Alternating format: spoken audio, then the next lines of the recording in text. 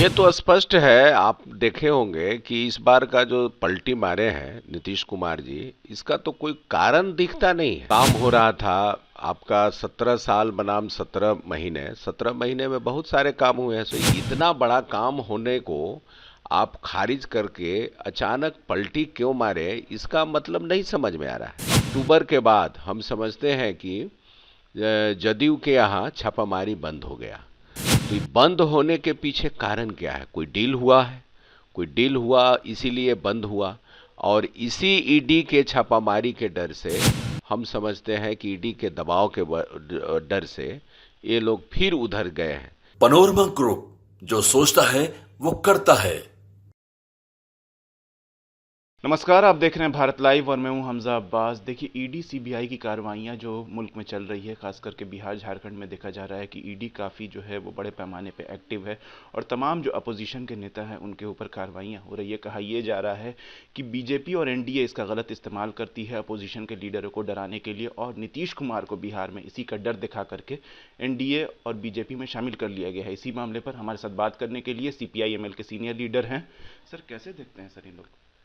ये तो स्पष्ट है। आप देखे होंगे कि इस बार का जो पलटी मारे हैं नीतीश कुमार जी, इसका तो कोई कारण दिखता नहीं है। काम हो रहा था आपका 17 साल बनाम 17 महीने, 17 महीने में बहुत सारे काम हुए हैं। स्वास्थ्य विभाग से लेकर के हमारे यहाँ स्वास्थ्य विभाग का जो काम हुआ है, अब सिजेरियन ऑपरेशन हो रहा है, वहाँ बहुत सारा डॉक्टर का बहाली हो गया है, बहुत सारा काम जो अटका हुआ था वो सब हो गया है। तो ये सब जो हुआ है, तो ये तो तेजस्वी जी और वो जो पहले महागठबंधन की सरकार थी उसी सरकार में हुआ है। सड़क के मामले से लेकर के अन्य तरह के काम जो है, नहर वाला काम भी शुरू हुआ था। तो काम हो रहे थे, बहाली हुई है, कई तरह के यहाँ जनगणना हुआ है और आरक्षण का प्रावधान को बढ़ाया गया है। तो इतना बड़ा काम होने को आप खारिज करके अचानक पलटी क्यों मारे, इसका मतलब नहीं समझ में आ रहा है। लेकिन जो अखबार के माध्यम से या बहुत सारे जो चर्चाएं हैं, चर्चा गर्म है और जो चीज़ें देखने को मिल रहा है, कारू सिंह, गब्बू सिंह और राधाचरण सेठ के यहाँ जो छापामारी हुआ ईडी का, उसके बाद अक्टूबर के बाद हम समझते हैं कि जदयू के यहाँ छापामारी बंद हो गया। तो ये बंद होने के पीछे कारण क्या है? कोई डील हुआ है, कोई डील हुआ इसीलिए बंद हुआ। और इसी ईडी के छापामारी के डर से हम समझते हैं कि ईडी के दबाव के डर से ये लोग फिर उधर गए हैं।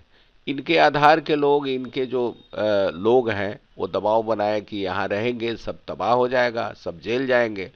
तो ये लड़ना तो पड़ेगा। भाजपा से लड़ने के लिए आपको ईडी का सामना करना पड़ेगा, सीबीआई का सामना करना पड़ेगा। अब भाजपा जो है पूरे सिस्टम के साथ जो है वो हमला कर रहा है विपक्ष पर। आप देख रहे हैं कि शिबू सोरेन के जहां जिस जमीन के मामले में कोई मामला नहीं बनता है, उनको ये किया गया।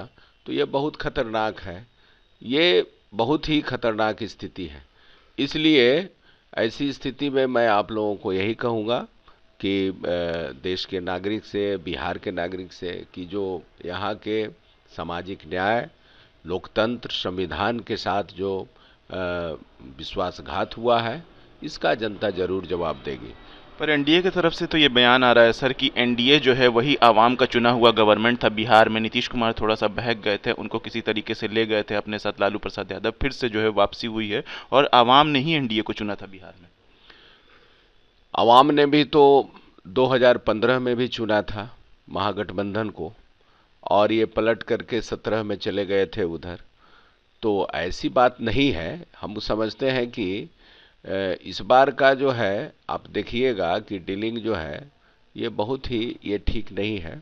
और हम समझते हैं कि नीतीश कुमार का उधर जाना ये विश्वासघात है। ऐसी विश्वासघात है, जब हम लोगों की मीटिंग हुई थी, महागठबंधन की मीटिंग हुई थी जिसमें सभी विधायकों को वहाँ जुटाया गया था और सब लोग शामिल हुए थे उस मीटिंग में। तो नीतीश कुमार खुद बोले थे कि ये संविधान को नहीं बचने देंगे, ये लोकतंत्र को बचने नहीं देंगे, इतिहास बदल देंगे, मीडिया की आज़ादी को समाप्त कर दिए हैं। वो तो कई बार बोलते रहे हैं, कई बार आप लोगों के सामने वो बोले हैं कि आप लोगों को छापने हम लोगों का काम होता है, छापते नहीं है। केवल वो लोग कुछ नहीं करता है, छापते रहते हैं। मीडिया आज़ाद है जी, सब आज़ाद हो जाइएगा, इंडिया गठबंधन की सरकार बनेगी, मीडिया आज़ाद होंगे। तो इतना बड़ा ये जो कौज था, इतना बड़ा लक्ष्य के साथ इधर आए थे, और जिसमें उनकी पार्टी को समाप्त करने की कोशिश किया गया था, तब इधर आए थे। और अचानक इतना बड़ा उद्देश्य को खारिज करके कौन सा कारण हुआ कि उधर चले गए, हमको समझ में नहीं आता, हमको समझ में नहीं आता है। नीतीश कुमार ने तो अपने बयान में साफ साफ कहा है सर कि उनके कामों का क्रेडिट नहीं दिया जा रहा था उनको, और उनके ऊपर काफी दबाव महसूस कर रहे थे इंडिया गठबंधन में। कामों का क्रेडिट किसका हो रहा था? महागठबंधन सरकार की हो रही थी। कामों का क्रेडिट कौन ले रहा था भाई? सर वो माननीय मुख्यमंत्री थे, तो उन्हीं के नेतृत्व में तो सब हो रहा था। तो ये तो बात सही है कि वो गठबंधन का तो जाएगा। अब भाजपा के गठबंधन के साथ जो आप काम करेंगे, तो वो स्वाभाविक है कि भाजपा को भी श्रेय जाएगा, अन्य पूरे गठबंधन का जाएगा। तो इधर भी पूरे गठबंधन का जा रहा था, इसमें कौन सा गड़बड़ था? अच्छा, जिसके विभाग है वो विभाग वाले का भी तो स्वाभाविक है कि उसका श्रेय जाएगा। इसलिए मैं समझता हूँ कि ये बहाना कोई अबरी ज़्यादा इनका सही साबित हो नहीं रहा है। उनके जाने का जो बहाना है वो सही दिख नहीं रहा है। वो किंतु परंतु लखरा जा रहे हैं, वो सही सही बात नहीं कह रहे हैं। असल में बात कहीं दूसरी जगह है, वो दूसरा डर है, वो दूसरे डर के वजह से ऐसा कर रहे हैं। हमने तो देखा है इनके अंदर हिम्मत नहीं है। शिबू सोरेन के तरह एगो हेमंत सोरेन जो है, हेमंत बिश्व शर्मा भी हुए, उन पर भी ईडी का मामला हुआ, तो उधर पलटी मार दिए। इन्होंने तो अपना सामना कर रहे हैं, हेमंत सोरेन सामना कर रहे हैं, लड़ने की तैयारी कर रहे हैं। तो अब तो साफ साफ तय हो गया है कि अब तो लड़ाई लड़ना पड़ेगा, संघर्ष करना पड़ेगा। लड़ रहे हैं लोग, एक ये न पूरे लड़ रहे हैं। आप पार्टी से लेकर के कांग्रेस, लेफ्ट और झारखंड में सब लोग लड़ रहे हैं। अब पूरा देश में देखिएगा कि जनता एक तरफ, और एक तरफ संविधान बचाने वाले हैं, और एक तरफ संविधान को बर्बाद करने वाले हैं। ये लड़ाई अब शुरू हो गया है। लड़ाई अब साधारण लड़ाई नहीं है, ये लड़ाई बहुत कठिन दौर का हो गया है। देख रहे हैं ना, आपका चंडीगढ़ का जो चुनाव हुआ, चंडीगढ़ का चुनाव एकदम खुलेआम जिस तरह का चीरहरण किया गया, उसको हड़प लिया गया। तो अब भाजपा इस स्तर पर भी चली गई है। तो भाजपा को इस मामले में क्या कहना है? सत्ता के लिए कुछ भी कर सकते हैं।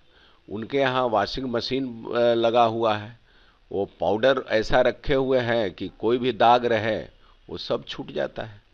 इसलिए कहना मुश्किल है। और इस मामले में वही लोग डटे रहेंगे जो देश से प्रेम करेंगे, जो संविधान से प्रेम करेंगे, जो लोकतंत्र के साथ खड़े रहेंगे, वो हमेशा लड़ेंगे उनके साथ।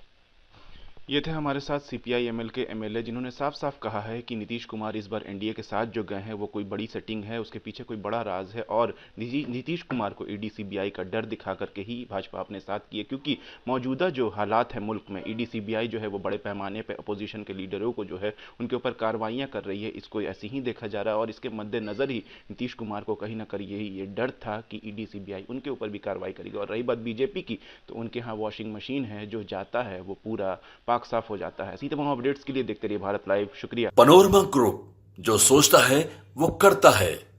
अगर ये वीडियो पसंद आई और वह बिहार के राजनीति और बिहारियत से सरोकार रखेनी तो सब्सक्राइब बटन दबा के चैनल के सब्सक्राइब कर ली।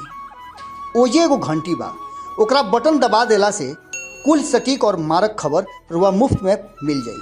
अगर रुआ पत्रकारिता के हमनी के नया प्रयोग में सहयोग कर चाहतानी तो ज्वाइन बटन दबा दी। पेटीएम नंबर नोट कर ली 9386816700। धन्यवाद।